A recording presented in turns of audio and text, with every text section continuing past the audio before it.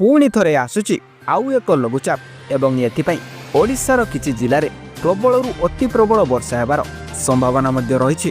तेरे खाली सेतिक नुहे घंटा प्रति 30 रु 40 किलोमीटर बेगरे पवन हेबार सतर्कता मध्य जारी करिछि पाणीपाग विभाग।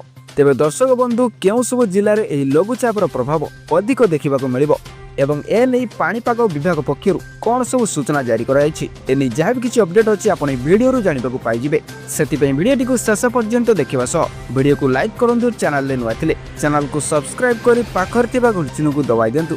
तेबे आसुछि बड़ वर्षा जाकि 24 घंटार उत्तर पश्चिम तथा यार संलग्न पश्चिम केंद्रीय बंगोपसागर रे सृष्टि हेब लघुचाप क्षेत्र एवं जहा द्वारा आसंता 17 तारिख पर्यंत भीषण वर्षा हेबार संभावना मध्य रही एवं ट्रफ लाइन प्रभाव रे राज्य रे झड़ पवन सह वर्षार संभावना मध्य रही एवं ए नै आसंता 24 घंटा पई राज्यर 23 जिल्ला को येलो अलर्ट जारी करा जायछि। से जिल्ला गुडी के होछि मयूरभंज, केन्दुझर, बालेश्वर, भद्रक, जाजपुर, केन्द्रापड़ा और कटक। तेबे एही सब जिल्ला रे बिजुली घड़घड़ी सह हालुकारू मध्यम धरण वर्षा हेबार संभावना रही। एहा छडा घंटा प्रति 30 रु 40 किलोमीटर बेगरे पवन बहिबा नै सतर्क मध्य करा जायछि, जाकि कालीटू राज्य रे बढ़िबो वर्षार परिमाण एवं पवनर बेग अधिक जुगु समुद्र अशांत रहिबो। तेणु एही समय रे समुद्र मध्य को न जिबाकू मत्स्यजीवी मानकू बारण करा जायछि।